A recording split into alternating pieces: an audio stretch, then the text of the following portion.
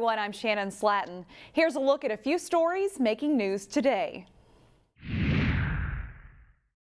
Hi, I'm Sonia Goins. Robbinsdale Police Chief Jim Franson has been with the city for over 20 years, but now he says it's time to retire. 34 years ago on July 19th, I started as a sworn officer with the city of Robbinsdale. Robbinsdale Police Chief Jim Franson knows the department like the back of his hands.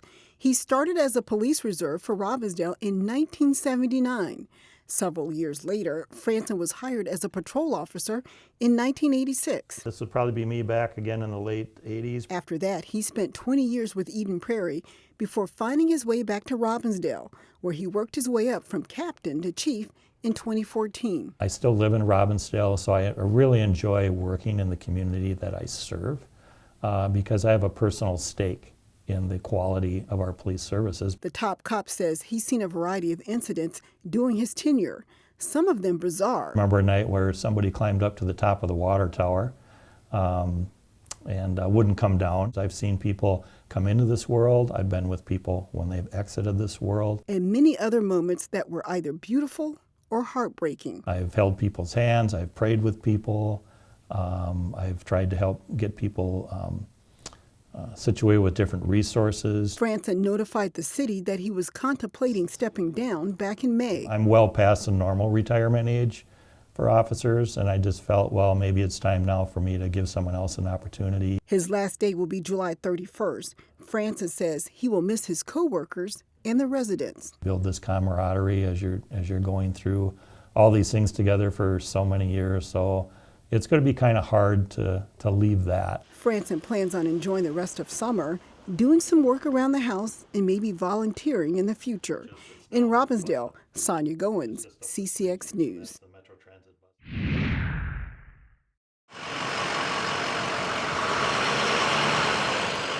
More than a block away, you can hear something chugging along in Maple Grove that brings back memories for some to much earlier times. A mainstay for many families in the 1950s and 60s has made a comeback. Dairy to you, Milkman's here. Brad Hagfors owns Dairy to You, a modern version of the old-fashioned service that delivers everything from milk, butter, and bread to seafood. Dairy to you is the Milkman. Milkman comes back to town only in a modern way. You go online, you order what you want, and we deliver it to your home. For customers like Trish Manning, supporting local is critical. I thought, wow, I could have the convenience of delivery and actually support one farmer or, a small network of local businesses. Manning had considered other options but favored Dairy to You because of its healthy organic options. Creamier, richer, and sort of like you can taste the freshness. Manning's 6-year-old daughter agrees, saying there's a difference in taste. Because it tastes a little bit better than the other kind of milk that we used to get, because the other kind of milk has this kind of sour taste. Even before the global pandemic, customers say they wanted to bring back the traditional Milkman delivery. Dairy to You initially only served in the greater St. Cloud area, but has expanded to the Northwest Metro, including Plymouth, Maple Grove, and Osseo. We have a couple hundred people that we work with.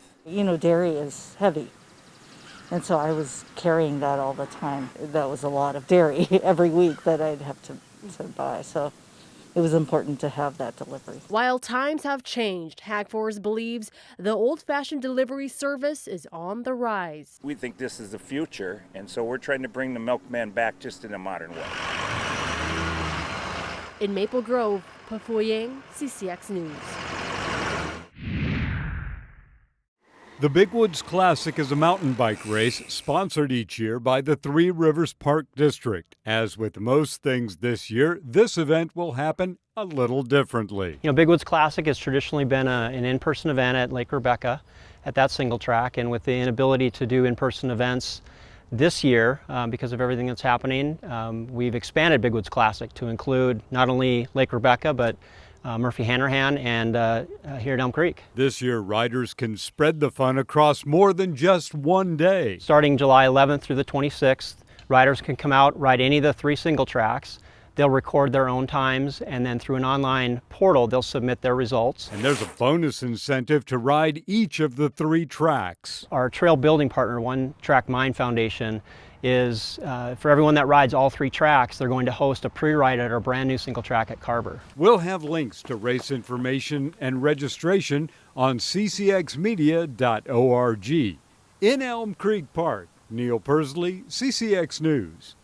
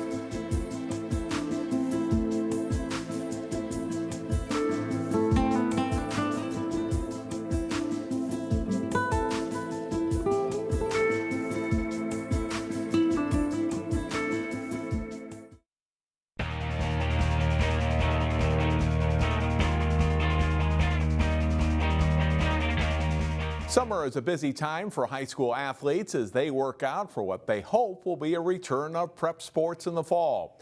Maple Grove's girls soccer team is coming off a state championship season. As we approach what would normally be USA Cup Soccer Week in the Twin Cities, players in the Maple Grove girls program are meeting this week for the first time this summer as a team.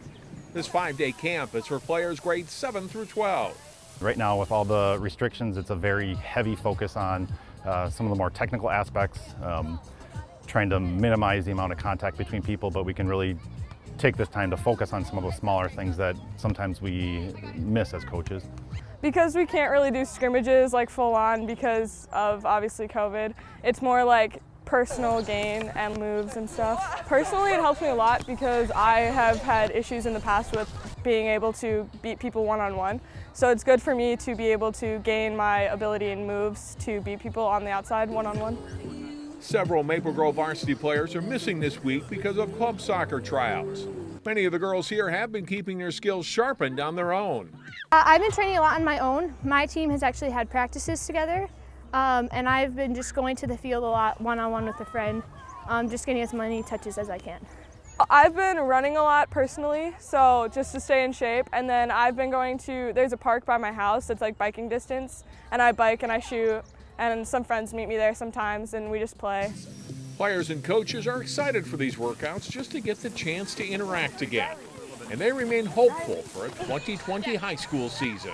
The high school league has said that they're going to make decisions on an individual sport basis. Soccer falls into that medium risk category. We're outside, it's a bigger space, but there still is contact. So I think we'll have, I'm hopeful that we'll have something. I think so. I hope we'll have one for sure. I'm really hoping. I really want to play this year. Last year obviously I was a pull-up from JV and it was super fun to be at the bank, but I want to play this year and I think I will if we have a season. So. The first annual Rebels Speed Camp is bringing together kids who want to learn how to get faster. The camp is a joint venture between Champlin Park Football and Maple Grove-based Game Face Training. Jason Malillo has more. With physical distancing guidelines in place, more than 50 kids came out for the first annual Rebels Speed Camp. It's good for kids' mental health to get out here and train and work out and be with other kids their age. The two-day camp is a collaboration between Champlin Park Football and Maple Grove-based Game Face Training. It's geared toward football, but open to any athlete in grades 3 through 8 who wants to get faster. It's mostly just a technique, trying to teach them how to run, good form. That's really how you can get faster. We believe that to increase your speed, you can get stronger, you can be more efficient when you run, and then you can have better technique. So that's some of the things we work on. Strength comes in the weight room or doing, plyometrics and things like that. But what they're probably learning mostly tonight is just better technique and to be more efficient runner. Along with game-face trainers and CP football coaches, some Rebel players are volunteering at the camp. Xavier Thomas is a recent graduate, and Sean Shipman is a senior to be. And both are getting to coach their little brothers. It kind of boosts my confidence.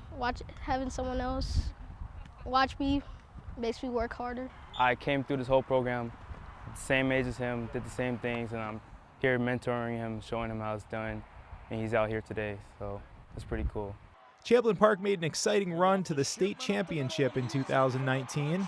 This upcoming school year, you can bet these little Rebels will be cheering on the big Rebels. Jason Malillo, CCX Sports. For more local sports and news stories like this, go to our website at ccxmedia.org. That's all for sports. I'm John Jacobson. Find more prep sports games and highlights at ccxmedia.org and follow us on social media.